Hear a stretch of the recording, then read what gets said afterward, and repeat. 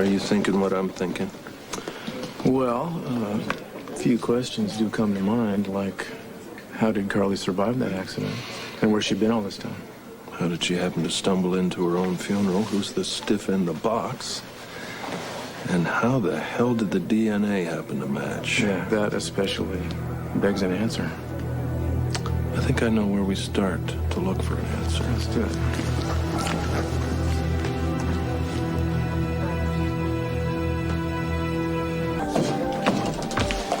Federal agents. We're here for certain information about a blonde corpse. Who identified her? Who claimed her? Who are you? I'll ask the questions. You see this? This means we ask the questions, pal. I'm Ralph Silverstone, the night clerk, and I'm not about to give you any information until I verify your IDs. Yeah, there you go. Go ahead. It's Bennon with 2 N's. And McGuire, not MacGuire, McGuire. Wait there, gentlemen.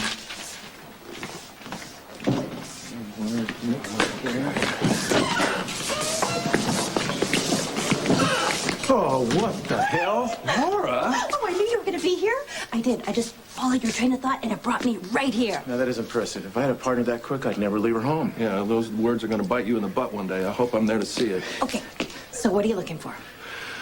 Okay, if the corpse is missing from drawer 17, chances are that's the one in Carly's. All right, well, let's not prolong this. Go for it, are we? Aha! Bingo! Honey, it's empty. Oh.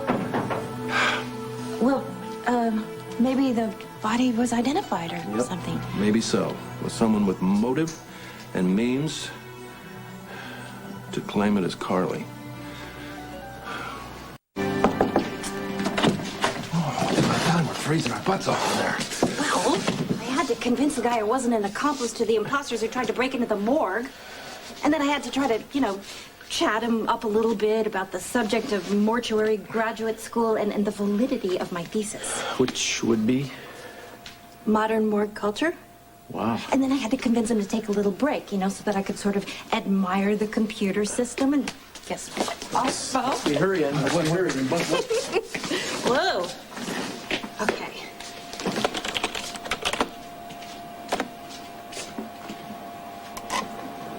Here she is. You did it. Thelma McIntyre. Right.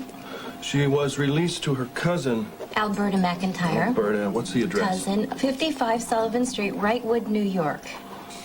Wrightwood. Yeah. I did it. You sure did, baby. Let's pay the greeting cousin a visit, shall we? Be gone. Here we go. Wait for me.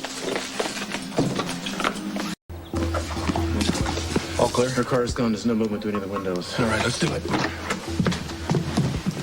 Alberta McIntyre. You want to knock on a neighbor's door first? Ask if anyone's seen her with the young blonde woman? Well, since she was kind enough to vacate her apartment for us, I think we ought to have a look around first.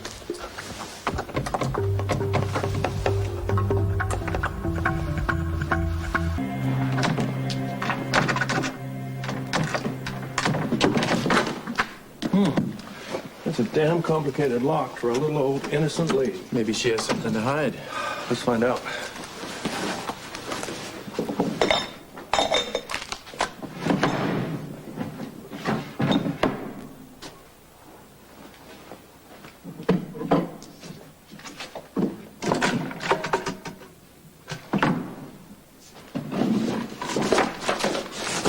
So if you were Mrs. McIntyre and you just seen your young blonde cousin's corpse out of the morgue, wouldn't you have her picture out somewhere? I think Mrs. McIntyre's got a more practical way of dealing with her grief. She goes shopping. She's having a 50-inch television delivered tomorrow.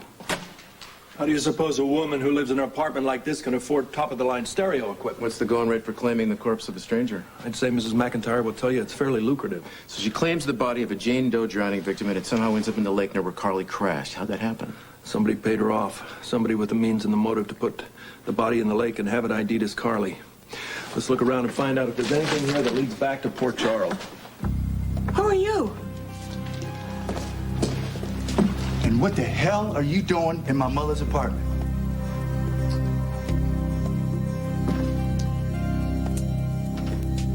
Step right in, boys. Step right in! Who are you? Ma'am, we are the very best news you've ever heard. You, Alberta McIntyre, have just won the $1 million Magazine Warehouse Grand Prize.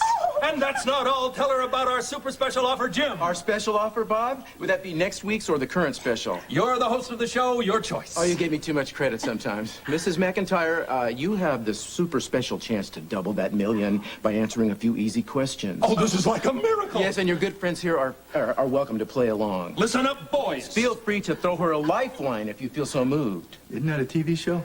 Yes, who wants to be a smarty pants? Yes, but what we have today in this living room Right now? is a super special brand new concept. That's right. Magazine Madness meets Instant Millionaire meets Weakest Lunk. That's weakest link.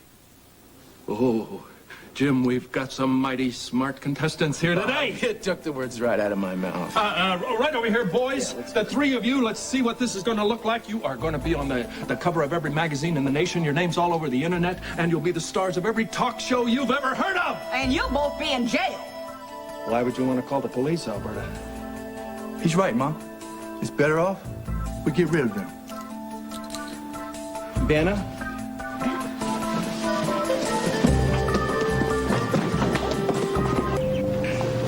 So it was Alberta McIntyre and her boys who claimed the blonde in drawer That 17. would seem to be the case. But why would they do that? The price is right. It's got to be the reason. Who paid them? Who would do this? A.J. Quarterman did this.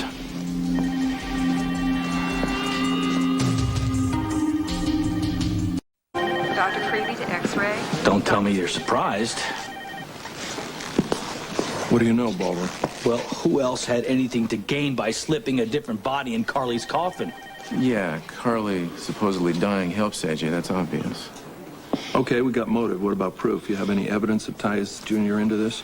Well, I resigned as A.J.'s attorney. Well, what does that have to do with anything? Come on, let me finish, for crying out loud. A.J. shows up at the brownstone. He wants to see Michael. I specifically advised him not to go after custody until we found out whether Carly was dead or not. I run him today. He starts talking about the body switch and implicating Carly. He's guilty, I'm telling you. Well, confirming Carly's death is a good thing if he wants to file for custody. I mean, it's easily worth the price of providing an alternate corpse.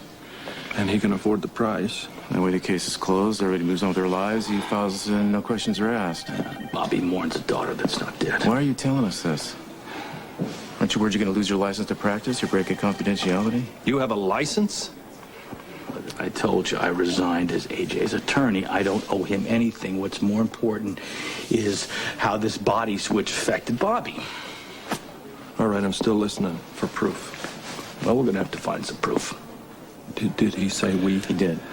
Listen, I've known your sister for a lot of years. You don't think that pain in her eyes affected me? I mean, this almost destroyed your sister, Spence, so cut the comedy, will you? Well, the first step is to prove that AJ arranged to have the DNA switched, too. Well, I do love the smell of payback in the air.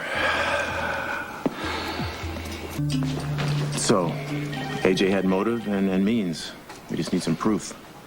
We'll have to move quick and quiet on this. If he gets wind, he'll cover his tracks. It'd be good to talk to the lab tech who ran the DNA test. Dr. Balfrey to nurse. Did Barbara tell you what that guy's name was? No, and I didn't want to ask her. You know, she thinks this whole thing is over, and I don't want to bring up AJ until we have proof. Well, you know, the data's accessible if we had a little diversion working. Okay, you cover the computer and you work with me on this, all right?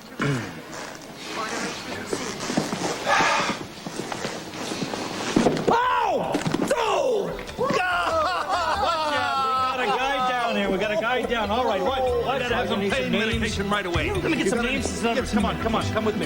Come on, let's get some names over here. Watch out. You could just be drunk. Ow, ow, ow, ow, ow, ow. You understand me? Ow. Dear Scatty, report to Dr. Okay. Cochran. No, I think the pain medication's going to kick in any moment. Dr. Cochran,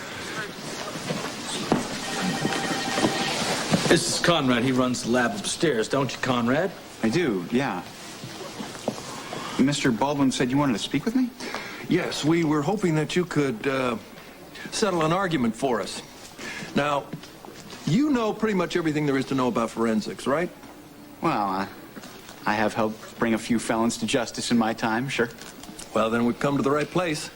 Now, according to my reading, DNA matching is pretty much foolproof, correct? Well, nothing's foolproof, I'm afraid. Okay, there you go. You see Oh, that? here we go. Well, you know, I don't have access to your reading, so I'm at a little disadvantage. Can't argue with the science. But as a practical matter, I believe there's too many human variables for the testing to be trustworthy. Well, like I say, nothing's perfect, but DNA banding is a very important, highly reliable tool, believe me. Let me ask you something, Conrad. How did you come up with Carly Corinthos' DNA after you just tested a total stranger? I'm afraid I can't help you guys. I really have to get back to the lab. What you have to do, Conrad, is tell us who paid you to falsely identify Jane Doe number 17 as Carly Corinthos. And make it fast. And let's make it the truth, huh? Okay, I'll tell you. Everything.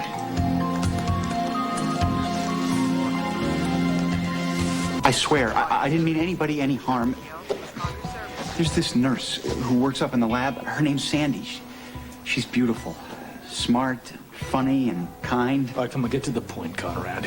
That is the point. I'm in love with her. So what, you're protecting this, Sandy? No. The night I got the DNA evidence from that Jane Doe in the lake and the hair sample from Mrs. Corinthos, Sandy and I were supposed to go out, our first real date. I was pretty nervous, you know. I guess I was hurrying to get out, and maybe I cut a few corners. Does this mean I've got Sonny Corinthos after me? Please, you tell him I am so sorry, and I will do anything I can to make it up to him. I just don't want to get hurt. And I can't afford to get fired. This job's all I've got. Please. That's a real nice story. Plausible. Told with a lot of heart and technique. But it's a damn lie. Now, who paid you to dummy up Carly Corinthos' DNA? We want his name. Conrad, are these men bothering you? Go back to the lab. I'll make sure they don't cause any more trouble for you.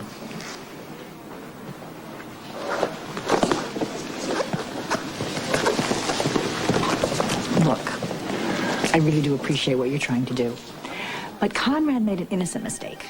Carly's back, and that's all that matters. So forget about all of this, okay? Oh, poor Barbara. Her heart's too soft for her own damn good. Well, we're not backing off.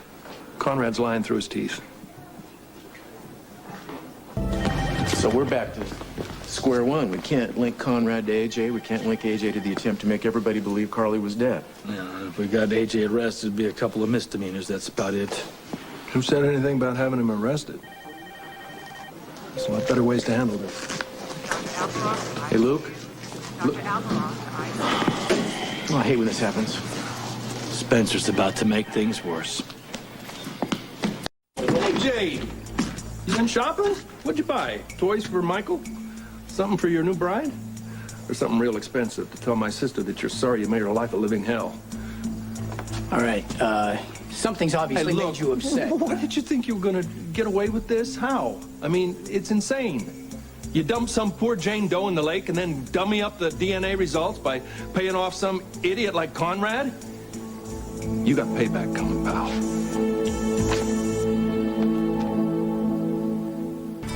It's a real shame. Carly showed up and ruined all your plans. What you did to Barbara was a crime, AJ. Making her think her daughter was dead.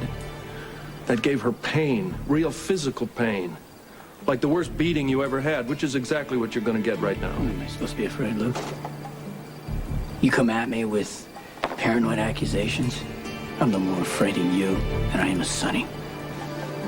Well, you always were a dim bulb. No! Luke, no, don't do it! Don't! It's not gonna solve anything.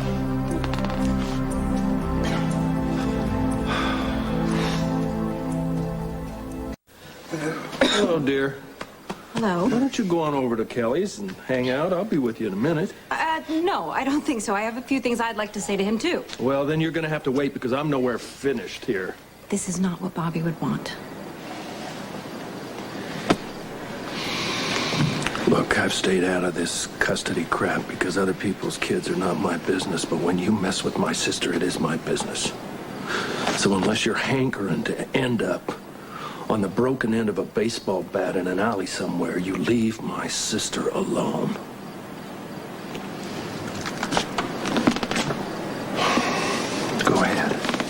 Thanks. Okay. Thank you. Maintenance to the 5th floor east wing. Maintenance to the 5th Oh. floor east wing. I've been leaving messages for you all over town. I take it Scott filled you in. Well, I appreciate your intentions. I don't want you going after AJ. Well, it's too late. AJ's already been gone after, although not as thoroughly as I intended. I suppose I have you to thank for Laura showing up to give us Fidus Interruptus. Well, somebody's got to save you from yourself, Spencer. Who better than your fiance? Look, I don't appreciate you calling my fiancé to police my activities. Well, this is not the first time I've had to clean up after you, Spencer. And by the way, pay me my legal fees. It's in the mail. In the mail, my foot. You just stay out of Spencer family business from now on, all right? Well, you know what? Bobby's my business, and I have to protect her from her older, foolish brother. I will. Okay, Scott, could I talk to Luke just for a few minutes? Take all the time you want, but it's not going to do any good because he's... Yeah. Dr. Peleus, please call the pharmacy. I don't want to thank you or throttle you. Thank me.